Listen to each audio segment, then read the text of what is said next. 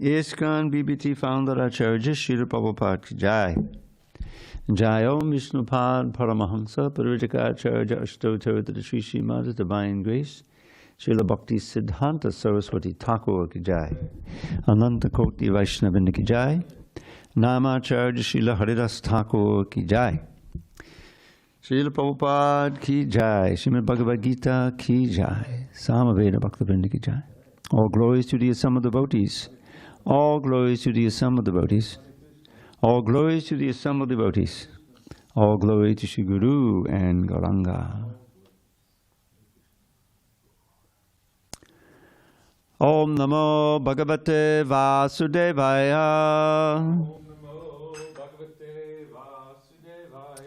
Om Namo Bhagavate Vasudevaya. Om Namo Bhagavate Vasudevaya. Om Namo Bhagavate Vasudevaya.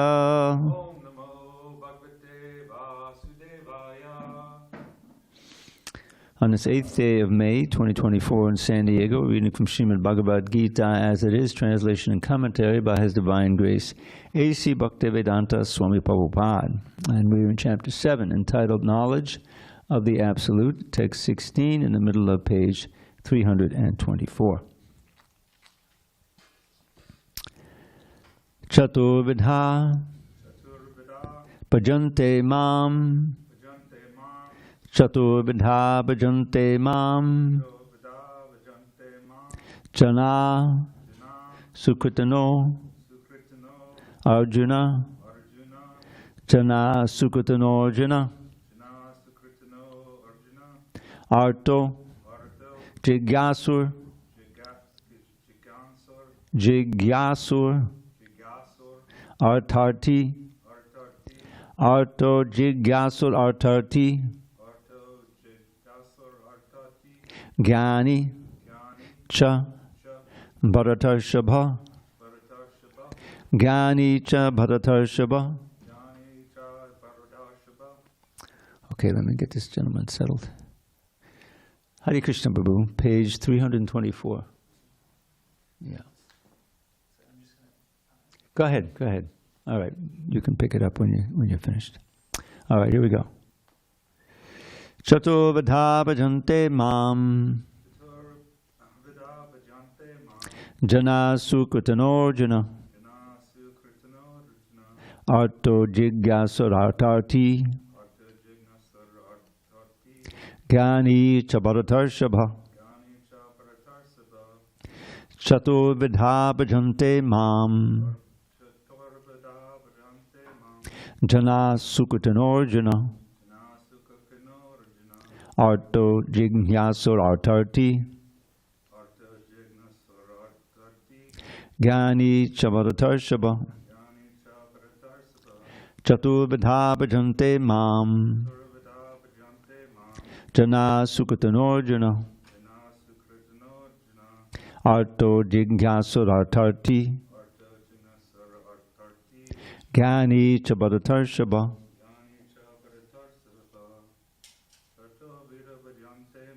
Chaturvidha bhajante mam.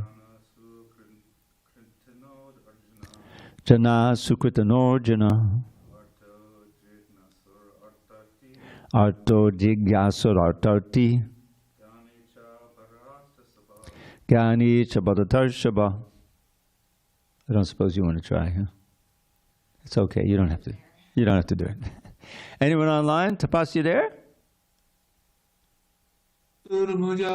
Chaturvidha bhajante mam. Chaturvidha bhajante mam. Gyanishu kritino Arjuna. Jana sukritanojana. Artho jigyasur artharthi. Arto jigyasur artarti. Gyani cha bharatar shabha. Gyani cha bharatarshaba. Okay, I'll read the word by words. Chaturvidaha, 4 kinds of bhajante, tender service, render service. Mam, unto me. Janaha, persons. Sukritanaha, those who are pious. Arjuna, O Arjun. Artaha, the distressed. Jigyasuhu, the inquisitive.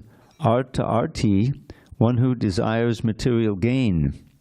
Gyani, one who knows things as they are. Cha, also, Bharata Rishabha, O great one amongst the descendants of Bharata. Translation. O best among the Bharatas, 4 kinds of pious men begin to render devotional service unto me: the distressed, the desirer of wealth, the inquisitive, and he who is searching for knowledge of the Absolute. Purport. Under the miscreants, unlike the miscreants, these are adherents of the regulative principles of the scriptures, and they are called sukritina, as opposed to dushkritina from the past verse, or those who obey the rules and regulations of scriptures, the moral and social laws, and are more or less devoted to the Supreme Lord. Out of these there are 4 classes of men: those who are sometimes distressed, those who are in need of money, those who are sometimes inquisitive, and those who are sometimes searching after knowledge of the absolute truth. These persons come to the Supreme Lord for devotional service under different conditions. These are not pure devotees because they have some aspiration to fulfill in exchange for devotional service. Time out. Sorry. Okay. All right.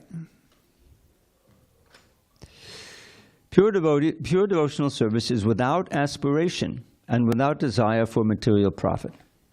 The Bhakti Rasamrita Sindhu 1.1.11 defines pure devotion thus: Anyabhilashita shunyam jnana karma dhanavritam anukulyena krishnanu shilanam bhaktir uttama.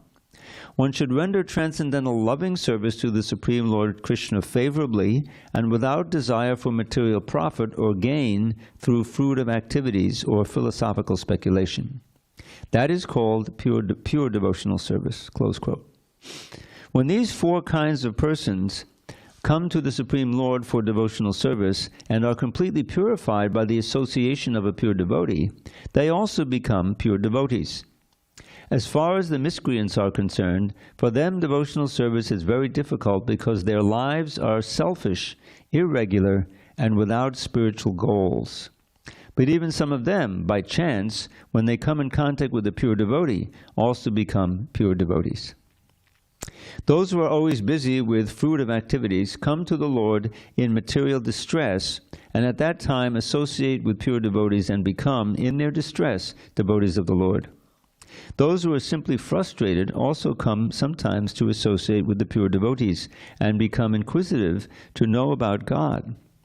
Similarly, when the dry philosophers are frustrated in every field of knowledge, they sometimes want to learn of God, and they come to the Supreme Lord to render devotional service and thus transcend knowledge of the impersonal Brahman and the localized Paramatma and come to the personal conception of Godhead by the grace of the Supreme Lord or his pure devotee.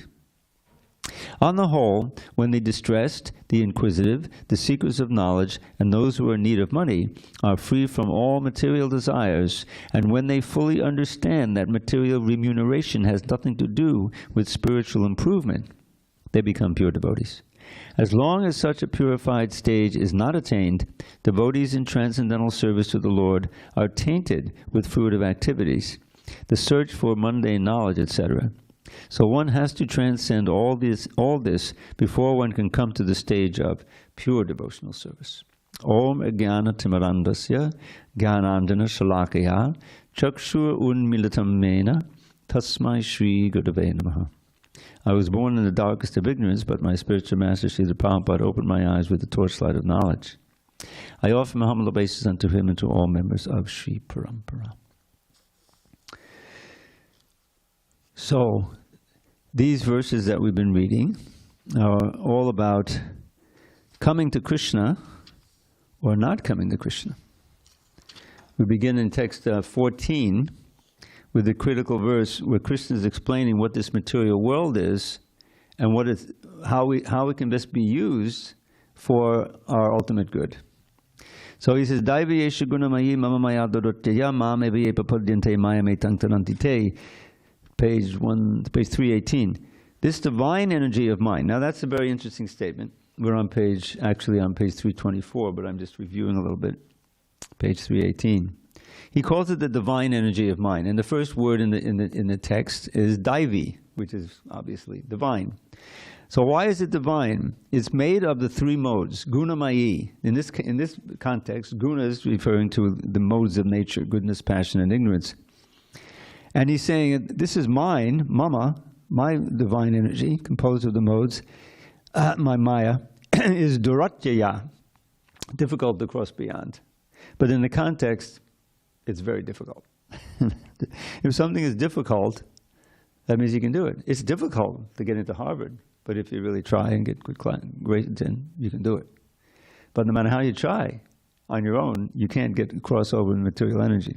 And so then he says, okay, so those who, it's very difficult, but those who surrender to me, they cross beyond it. So this is a very good inducement to surrender to Krishna and practice devotional service to get liberation. So then he describes the four types of people who don't surrender to him for one reason or another. Actually, there's four kinds of duskritinas, those who are miscreants of various kinds. The mudas, the naradamas, the maya pratagyanas, and the out-and-out demons. So he goes through this long purport, is very illuminating, to text 15.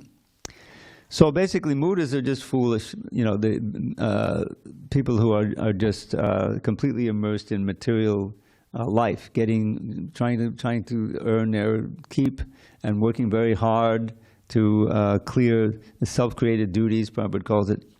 But they're not interested, basically, in spiritual life. Then there's the Naradamas, the lowest among mankind, and there's a real overlap between the mudas and the Naradamas. They're not atheists, but they don't care. They're just busy with their material things. Then the Maya Puritaganas, those who may be philosophers, they're professors, whatever, but their real knowledge is stolen by illusion, because their knowledge, the frame of the knowledge is simply within this material world. It can be subtle thoughts and philosophies and all these different things, you see, or advanced physics, whatever. But it's all part of the material energy. There's no tinge of spirit there, because there's nothing related to God. And then comes the out-and-out enemies of God, atheists who, different from the agnostic. Now it's interesting that there's a word in Sanskrit called nastika. Nastika means, literally means there is not. There is no God. Na asti, right? He doesn't exist. So the Gnostics are the atheists, out-and-out atheists. The agnostics, as you may know, as an English word, means they don't know. They don't know if there's a God. Now, the real militant agnostic says no one can know, but they're not definitely saying there is no God. They're just saying no one can know for sure there's a God or not. You see, and I fit into that kind of, not the militant agnostic, but says I don't know, but I like to find out. So it can be a real platform for becoming devotee, you see. But the similarity between agnostic and nastika, you see? Agnostic is an English word, and then agnostica is a Sanskrit word. So Prabhupada sometimes conflates them. He'll talk about agnostics, but he means atheists. So that sounds so we have to watch when we edit the books, but there's so much talk, classes he gives. So that's just to watch for that. So these are this in categories of people who don't come. And then today we read a nice verse of those who are pious, sukritina. Sukritina doesn't mean they're pure devotees, but it means that they're pious people. They'll do kindness for others. And here he defines what they are. The arto. Arto means someone who's troubled, in their life. Now, this can also be understood to mean those who don't have enough money. That's a big trouble in the world, right? But then we also have artarti. Artarti means one whose goal is money. But in the commentaries, they give an example of Dhruva Maharaj. He wasn't poverty-stricken. He wanted to get the kingdom like his father, right? And then you have all these people who may be well-to-do, but they really want to go to heaven, material heaven, and enjoy there. You see? Those are also artartis. And they'll go to Durga and they'll go to Karma Kanda section, but they also may go to Krishna because he's God, you know. So they're not so strict. So then you get those who are curious, they're a little curious, like it says in the Brahma Sutra, right? The very first sutra has this word in it, Atato Brahma Jigyasu, right? Here's the word Jigyasa, second line, second word. So it means inquisitive. And that inquisitiveness, we're inquisitive about so many different things, right? You know, what's the price of this stock today? Where can I find this to buy? You know, how can I cure my obesity? Whatever it may be. There's a million things we want to ask about. But when they're inquisitive about God, that's all auspicious. When they're curious, you see, though that's very important. And then there's the Gyanis, who Krishna will praise in the next verse or so. How those are, they know something about God, but they want to know more. They're serious about really increasing their knowledge. It's not just a passing phase. Well, I look curious. Let me check it out, you know. And the artos, those who are distressed. Prabhupada would tell the story of how, you know, during the war, World War II, you know, Germany was deeply involved, and many of the men would get drafted into the army. They were fighting on different fronts. So their wives and their daughters and their sisters, you know, they would be home and they would be praying in the church. They're mostly Lutherans, for their safe return, ardently from the bottom of their heart, crying, you know. But many of them didn't come back, and many of those ladies turned into atheists because without accepting and understanding the vicissitudes, the complexity of karma, then you can't really, you have a very kind of a crippled idea of what God is. This order supplier thing. Oh, you're begging for this, begging for that, begging for this. But what if you don't get it? Because your karma is not there. You're not meant to get it. You see? In other words, understanding the laws of karma, that it's all, you know, everything is just. There's a perfect arrangement for just rewards. Those who do good to others, who sacrifice, you know, just on a material plane, they'll have a more prosperous life in the next life, and they may be the object of charity for others. You see, what goes around comes around, type of thing. You know, but those who are vicious, just the eating of meat, you know, it's very blind. First of all, there's no need for it, and they've done studies, and if you eat too much meat, you get sick. You know, so but there's a taste involved. You know, but it's not necessary for life, and the horrific suffering that it causes, not just to the poor cows who get slaughtered, the cows and the chickens and the pigs and everything else, but also for the environment. If you look into it a little bit, you see that the mass cattle farming is a major contributor to greenhouse gases, major.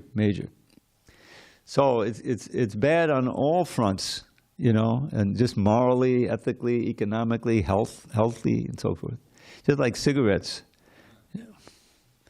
I mean, of course, that, you know, there's not even, you say, well, you're getting some nourishment anyway, some protein, you know. It's just self-destructive. There's a habit, you get into it, and then it becomes just part of you. I don't see so many people smoking anymore on the street, you know. But it just sticks in my mind. I'm taking my morning walk. I take a walk every morning about 6:30. Go up Cass, you know, for about a mile. Actually, 2/3 of a mile. And you see some people out, you know, it's pretty early for them, but they go. And here's this guy walking his big dog and smoking this big cigarette, you know. He's just going. It's sad. Just walking the dog. The point, you get attached to a dog, and you die, and you become a dog. That's the law of karma. You know, that same attachment is turned to Krishna, and you go back to the spiritual world. It's all that's the key. So these four, they're not like the previous four. They're all in the category of sukritina. They're fortunate because whether they're curious or they want knowledge or they're looking for some relief from some suffering or they want money, they're going to Krishna for it. So they're becoming somewhat Krishna conscious. And when now, Prabhupada quotes this very important verse in the purport. This is the verse that is almost foundational for the whole ISKCON movement. It's the 11th verse in the entire Bhakti-rasamrita Sindhu, and it's defining what pure devotion is. So we should really know this, because this is the goal of this whole movement. So let's just analyze it. Anya abhilashita. This word abhilashita is your ardent desire. It's something you're really longing for, what you really want. So it says other. It means shunya. Now shunya we should know from shunyavadi. Never say shunya. Always say shunya. That's the word, shunya. So it means devoid. Devoid of any other desire. Anya means other. Other desire. And here's examples of it. Jnana, karmadi, anavritam. The word avritam means covered. So these material desires cover our original spiritual desire. And that spiritual desire is wholly and solely to please God. And why does that cause us? Why should we want to do that? Because that's our natural position. We're already servants, but we're servants of the impetus of the body, of the mind. We're servants of our boss. We're servants of our husband, servants of our wife, servants of the dog. We have to serve. But these other services, they just keep us entangled in this material world. We take that same service attitude and turn it toward God, toward Krishna, who is all attractive, and that frees us from these other attachments and these other services. And then if we leave our body, when we leave a body, when we do that, if we are really desiring to serve Krishna, because we cultivated that desire can take us all the way back to the spiritual world. That is what we're trying to cultivate. So here it says, Anya bilasha shunyam jnana karma. So the first two lines he says, okay, this is what we don't want. We want to be devoid of these kind of desires. Jnana means a speculation for impersonal mayavad. It means impersonal realization. Wanting to go to the Brahman and get, just for becoming liberated. Karma is the ordinary fruit of activity. Adi, whatever else you may come up with, etc. Not covered. Well, okay, that's when it isn't. We don't want to do that. Then what do we want to do? Anukulena Krishnanushilanam. It's very, very concise. Anukulena means favorable. Just like it's not just being absorbed in Krishna, because Kamsa was absorbed in Krishna. But he was, right? Day and night, all he could think of, this eighth son, he's going to kill me, this Krishna. But it wasn't bhakti. It may have gotten him to the Brahmajyoti, or something, but it's not what we want. We want to be absorbed favorably. That's the anukulyena. What does Krishna want? Well, I don't know. Well, then ask the spiritual master. Look into the Shastra. We have abundant information about what pleases Krishna. Krishna anushilanam means favorably acting. Shilanam is acting for Krishna's benefit. This is bhakti uttama. This is pure devotion. This is what the goal of our process is, the Lord Chaitanya taught. As opposed to arto, please cure my disease, or artati, please, I would like to have so much money, or The only real value of that is that it's focused on Krishna. And if you focus on Krishna, the perfect example is Dhruva Maharaj. Have you ever heard of him? Dhruva Maharaj, he wasn't a Maharaj right away. He was just a young boy, but he was a prince. And his father had two wives, the king. And his first wife, her elder wife, was the mother of Dhruva. But she was unfavored now. She was getting a little old. And so he had a younger wife who had a son. And so the son is climbing onto the father's lap on the throne, and Dhruva wanted to join him, but his stepmother said, no, you can't get on the throne now. You'll have to take birth from my womb. You have to take another birth. In other words, I want my son to be the heir. Get out of here, even though Dhruva was the elder. So he was very upset, just 5 years old, but he had the Kshatriya spirit. So he went to his mother. He found her in a corner of the palace. Said, "Mom, Suruchi, the name of it. Suruchi was the stepmother. Suruchi wouldn't let me get on daddy's lap. What can I do?" So Suniti, the names are so important. Suruchi means she looks very good, but Suniti means very ethical, very moral. See, his mother. So he said, "What can I do? Your father is favoring your stepmother now. So only God can help you." So Prabhupada actually adds this part. Where can I find him, Mom? I hear that the sages, they go out to the forest. You see, all right, I'm going. You know, he's a 5-year-old boy. You know, it's kind of. So he meets Narada Muni. Narada Muni is a great sage who comes in everywhere in the Bhagavatam, and he has a specific power of knowing just how to present bhakti in such a way that whoever he's talking to, they'll take it up. He met a hunter, the last person in the world you expect to take up devotional service. Anyway, that's another story. But he turned him around and he became a bhakta. So Narada meets Dhruva and he sees he's on his way to the forest. It's a little 5-year-old boy. You know? And he says, "What's up?" And more or less. And says, "Well, I'm going out to find God so I can get the kingdom." So Narada tests him. He says, "You're too young. You're too young. You go back now. You come back in 10 years. I'll teach you everything." So he very respectfully said to Narada, "If you can't help me, sage, then I'm sorry. I'm going anyway." You know. So Narada told him, he gave him a method of meditation that included chanting the holy name. You see, but also included tremendous austerity and deity worship. If you're out in the forest, of course, there's usually a stream. You got to have a source of water, right? So you can make a deity, a crude deity, from the mud, from the stream, worship it, and then dissolve it in the water, and do the next day or that evening. You know what I mean? That's okay. So he taught him that, but basically taught him to chant the holy name. What was the holy name? What we chanted? Om Namo Bhagavate Vasudevaya. Vasudev is the name for Krishna. It means the son of Vasudev. So that he taught him that, and meditating on the Lord in the heart, along with everything else. And all these severe austerities. So he starts going at it, you know, he's really serious, and he's just eating the fruit that falls, then he just eats the leaves, then he doesn't eat it all, he's just breathing deeply, you know, and he's so serious and accomplished that he more or less entrains the whole universal breathing, and all of the demigods go to Narayan and say, "Please do something, you know, this Dhruva is becoming too powerful, we can't breathe anymore." So Narayan comes down, and he's meditating on him in his heart, and then he opens his eyes, and there's the object of his meditation, you know, and he's ecstatic, and he goes into ecstasy, and he offers prayers and everything. And one of the prayers he offered, which is not in the Bhagavatam, but it's the most famous, he says, "Sthanabhilashi tapasistitoham tvam praptavan devamunindraguyam kacham vichinvan abhidivyarattam Swamin Kratartosmi Varangayache." He says, I was situated in heavy austerity, Stan Abhilashi, Tapasistitoham, in order to gain a sthana, a position as the king. That was my goal. And but now I've gotten you, Tvam Praptavan, O Vishnu, O Lord, you know, little baby boy, you know, 5-year-old boy. He's saying to Vishnu,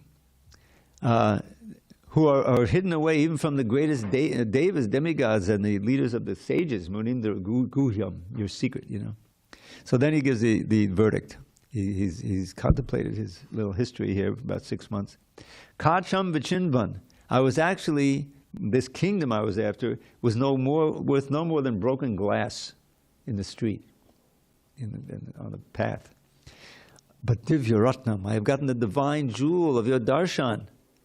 And therefore, my Lord, and here's the key phrase, probably would sometimes just quote this line, Swamin Kratartosmi Vadanyache. Oh my Lord, Swamin, Kratartosmi, I don't want anything else. Now that I have seen you, my other desire is completely gone. Swamin Kratartosmi Varang. Varang means benediction. I'm finished. So this is a very nice condensed view of what happens to all bhaktas. Because we're all come to this process with some material desires and material kindness. But we have the aspiration to advance in devotional service. So if you take to the practice, centering on chanting the holy name, Hare Krishna. Now inconceivably, this is totally inconceivable, that sound, Krishna, especially if chanted sincerely, not to get some material thing, but in any way really, it is non-different from Krishna himself. And you're associating with God. And the very word Krishna means all attractive. So what does he attract? He's attracting you away from all of these other things that we're attracted to in the material world. And whatever that's attractive now in the material, we say, maybe I can offer it to Krishna. You know, like something good to eat. of course, vegetarian. So we have this whole thing of prasadam, which is an integral part of the process. Because normally we'd be cooking for ourselves or for our loved ones or whatever, right? But now we're cooking for our ultimate loved one, Krishna. So it changes the food. Of course, the pure ingredients, only vegetarian, milk, whatever. And so that purifies. What does it purify us of? Material desires, you see? Disinterest in God. It purifies of that. We become very interested in God. Because He's already there. He's in our hearts. So this is the process. So that's why these four, although not pure devotees, they're all sukritina. They're pious. And the best of all is the jnani, one who is serious about learning the real science of God and goes to the right source, of that. And that's Krishna, in the next verse he'll say, if there's no questions, Tesham jnani nutya yukta. All right, let's try it again. Text 17, bottom of page 325. Tesham jnani nitya yukta. Eka bhaktir vishishyate. Priyo hi jnani no tyartam. Aham sachamama priyaha. Of these four, that he just mentioned in the previous verse, of these, the one who is in full knowledge and who is always engaged in pure devotional service is the best. For I am very dear to him, and he is dear to me. Purport.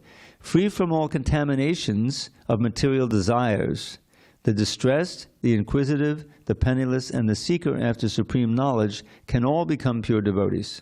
This has been changed. Because as it reads now, it sounds like they are already free from material desires, right? Free from all.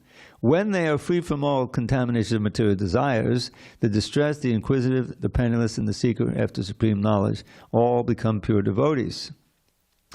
But out of them, he who is in knowledge of the absolute truth and free from all material desires becomes a really pure devotee of the Lord.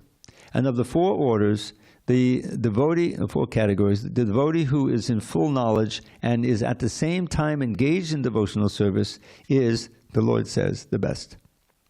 By searching after knowledge, one realizes that his self is different from his material body. Now, Prabhupada is going back to the A's of the ABC now.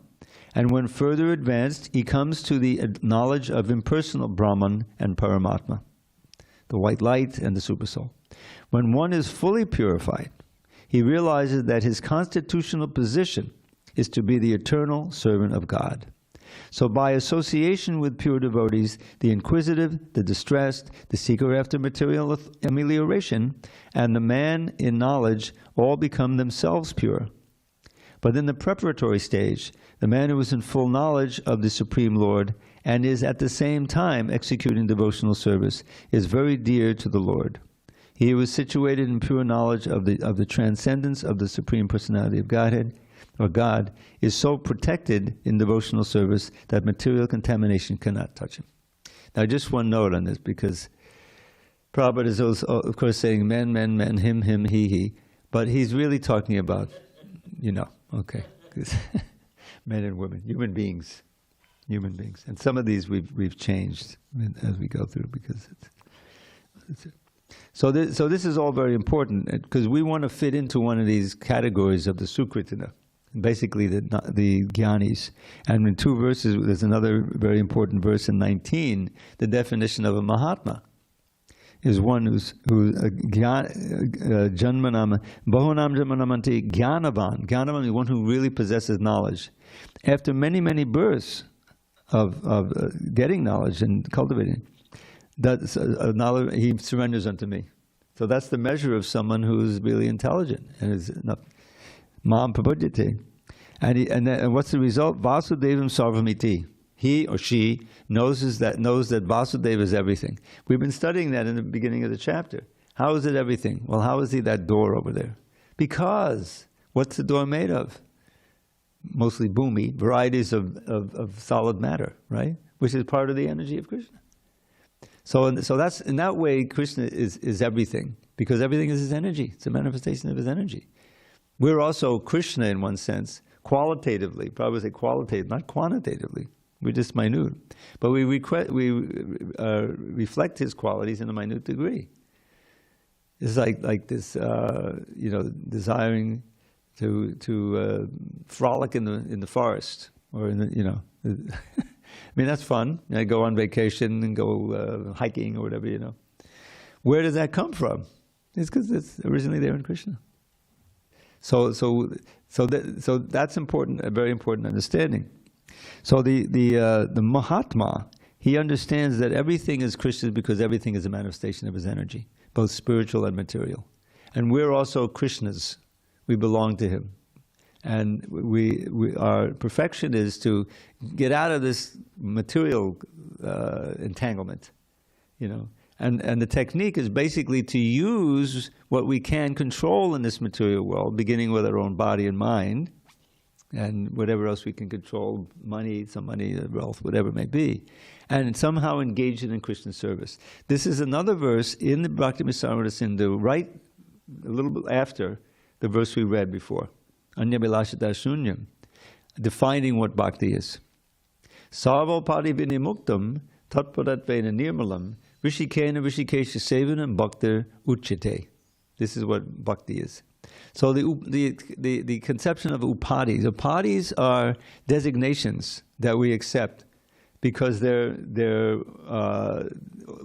involving our body, whatever it may be. The age, the gender, the color, all of these things, which we are not. We are not the body, you see. But we identify with that because everyone around us is dealing with us on that basis. I like to give the example of your driver's license, right? So you get stopped. You went through a red sign, stop sign. So, all right. So the policeman stops you. It says, "I show license and registration." So when you show the license, what does he see? Yeah, it looks like you. It's got a picture, right? Color of the eyes, the weight, the dress, age. It's all there. But that's not you. That's your body. But everyone's identifying with you on that. And because you're always surrounded by people who deal with you on that basis, you naturally also accept that. This is me. But that's the first mistake. And that's the first lesson of Bhagavad Gita. You're not the body, you're spirit soul. You're the spirit within the body. And the body's constantly changing, but the soul isn't.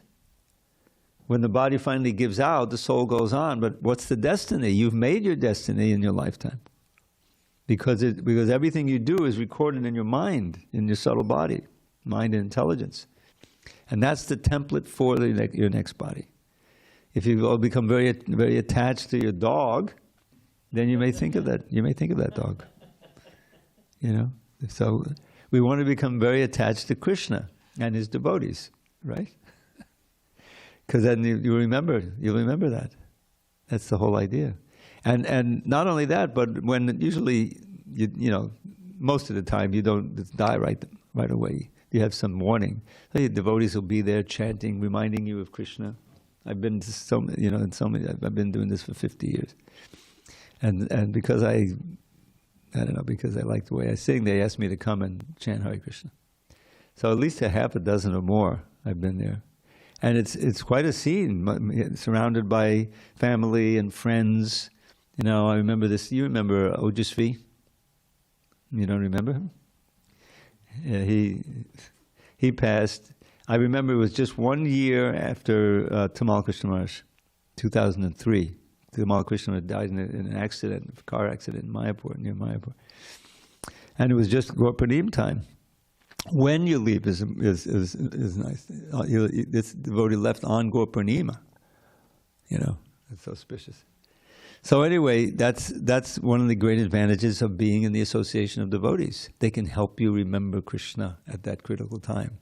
Because everything comes down to what the most dominant thought is when you finally leave this body. There's several verses. There's one famous verse, Antakale chamameva smadan mukva kalevadam yak priyati samudbhavam yasti natyatra samshaya. Chapter 8, text 3 or something like that. Antakale means the end time, when the body is dying. Chamameva, me, Antakale chamameva smadan, one who remembers me at that time. Smadan muktva, when muktva, giving up the body. Kaleva is the body. Yak priyati, such a soul attains my nature. In other words, comes back to me in the spiritual world. There's no doubt about it. Yati not atra sankshaya. There's no sankshaya. There's no doubt here about that.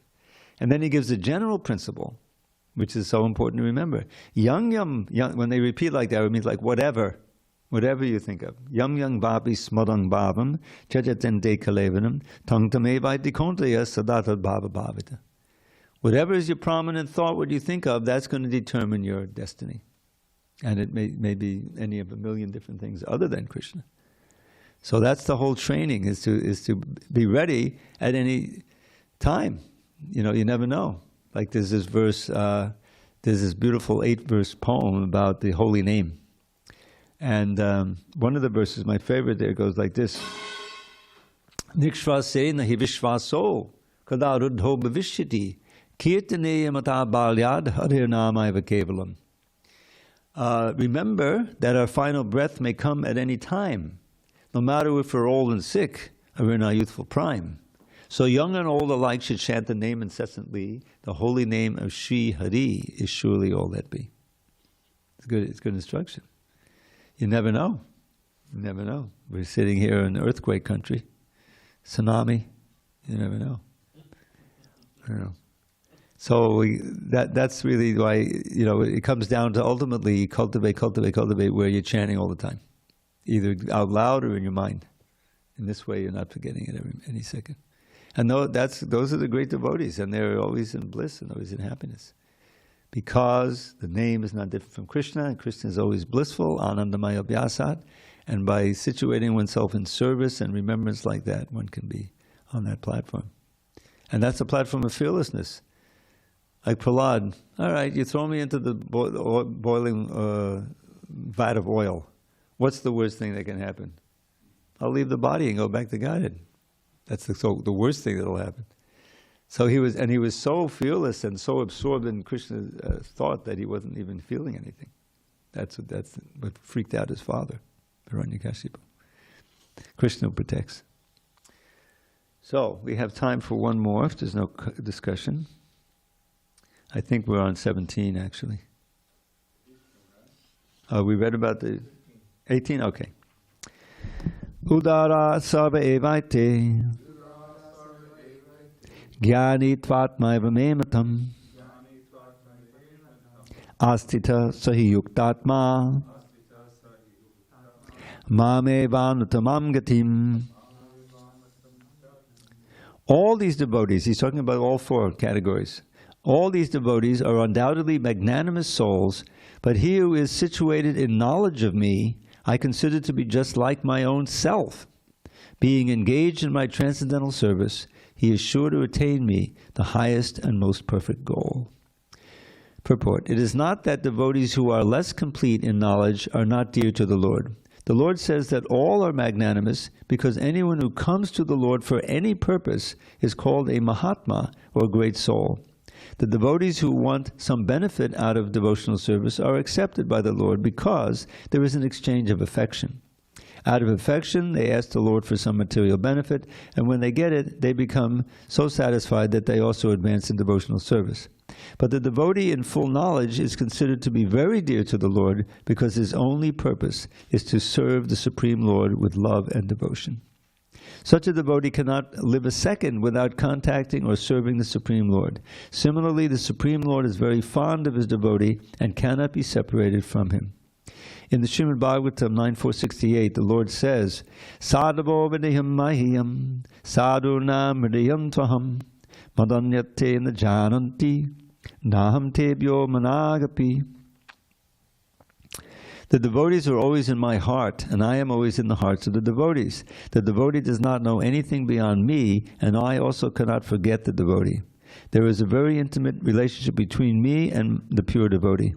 Pure devotees in full knowledge are never out of spiritual touch, and therefore they are very, very much dear to me. Yeah, this is, I don't know if you know the context. This is that whole story between Durvasa Muni and Ambarish, the king, where he tried to curse this king. Durvasa Muni was a powerful yogi, but he wasn't a devotee. And he was envious of Ambarish, because Ambarish was a king. He was involved in running the kingdom and everything. Wasn't a yogi in the traditional sense. But it describes he would always chant about Krishna. He would remember Krishna. He would use his hands to clean the temple. He was fully engaged in devotional service. And he was a pure devotee, and he was highly honored for that. So Durvasa became envious. So he tried to trap him in a conundrum. We have this Ekadashi. You know about Ekadashi? Ekadashi is a day, 2 days in the month. The 11th day of the waning moon, the 11th day of the waxing moon, in which we, there's different ways of observing it, but Srila Prabhupada said just don't eat any grains on this day. And try to chant more rounds, usually about 25 rounds if you can, instead of 16. So no grains, no beans, and chanting more rounds. That's one way of observing it. So he was observing it in a more orthodox way, completely fasting, and then there's a certain interval on the next day where you break the fast. And if you want to succeed, do it perfectly, you do that. So he was very strict. So this Durvasa Muni, in order to put him into trouble, he arrived at the kingdom shortly before the time was coming to break the fast. And since he was a great Brahmin yogi, and Ambarish was a Kshatriya king, he had to honor him by inviting him for breakfast. It's very, So Durvasa agreed, but as usual, you want to take a bath first. So there's a lake there, and he was taking a bath. But there's this interval of time when you have to break it, and he purposely took his bath so long that the interval was running out. So Ambarish said, what am I going to do? He consulted his Brahmins advisors. They didn't know. So he said, I don't know what I'll do. I'll just drink some water. Because water is breaking fast and not breaking fast, right? And that way I'll be able to break the fast for Hari, and I won't offend my guest by eating breakfast before he comes. So he did that, and Ambarish came back, and by his mystic power he could understand that he took some water. So he did great offense. Such great offense that it created this fiery demoness from ripping out some of his hair, and she was going to devour and burn to ashes Ambarish. So Ambarish, he didn't flinch, said this is Krishna's will, that's what it is. But Krishna has this weapon called this weapon, which manifested then and annihilated this witch, and then went after Durvasa. And Durvasa, instead of saying, oh, this is very auspicious, I'll be killed by Krishna's weapon. No, he got scared, and he started running, not just running, but going by his mystic power to different. He went to Shiva, he went to Brahma Loka. They said, we can't help you. You've got the Krishna's disc after you. He finally went all the way up to Vaikuntha. There's a Vaikuntha planet here in the material world, Dhruva Loka. Talking about you. And he bowed down to Vishnu. And he said, please stop your chakra. It's tormenting me. And Vishnu said, I can't. I'm under the control of my devotees. You see? And then he spoke this verse. Sadhavovadiyam mayam. The sadhus are my heart, and I am in the heart of the sadhus. They don't know anything but me, and I don't know anything but them. And so then, after a couple of more verses like that, he said, if you want to be saved, you got to go back down to Ambarish and beg him for his forgiveness, and then you'll be saved. So he did that, and he went on, got on his, I don't know what, broomstick? No, he's flying down there on his yogic power, goes down to Ambarish, who's there, and as soon as he offers his dandavats, his full obeisances, and tell him what the problem is, he can see, please call off the chakra. He says, okay, no problem. He forgave him, and so he was saved. So he learned that lesson. So that's the idea. So the jnani, one who is fully absorbed in Krishna consciousness, as explained in the next verse, which we'll have to do next week, is very, very dear to Krishna. This Jnanavan Mam Prapadyade, they are the most dear ones, as he says here. So we should try to do that. Prabhupada has given us these books to cultivate so much knowledge. There's no limit to what we can understand about Krishna. And what it'll do, because it's coming from the pure source, it'll increase our faith. It all depends on faith. If we really have faith that this mantra will save us and is the best thing and is really, we're very fortunate to have this mantra that will be enlivened to chant it. And the more we chant, we'll more become interested in learning about Krishna and our relationship with him. All right, there's 1 minute. I have time for a little poem. A few more verses of this Namashtika. Maybe we have time for it. I'll just do the English.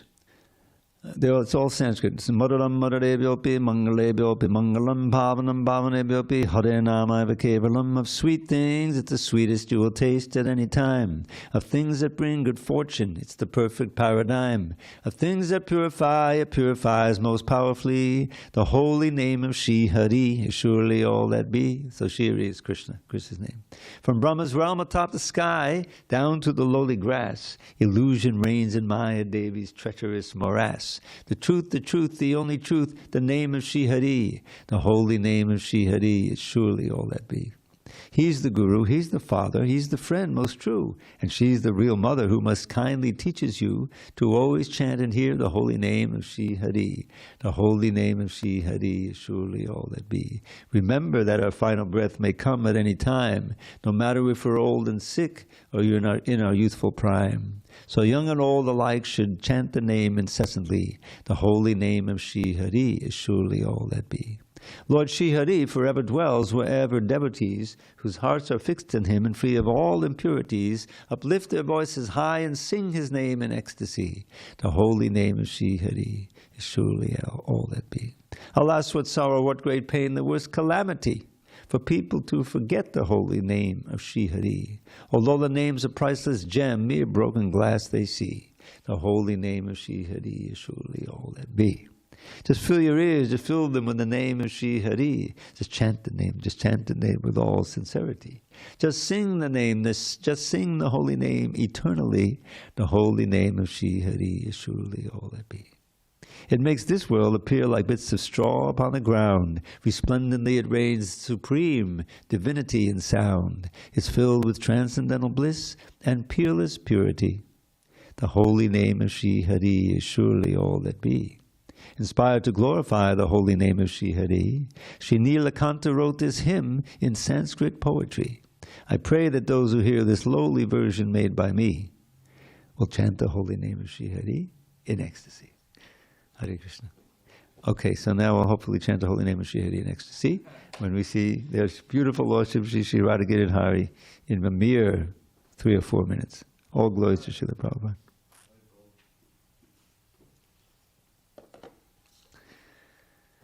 All right. So we'll pick up on text 19 tomorrow. Not tomorrow, Monday.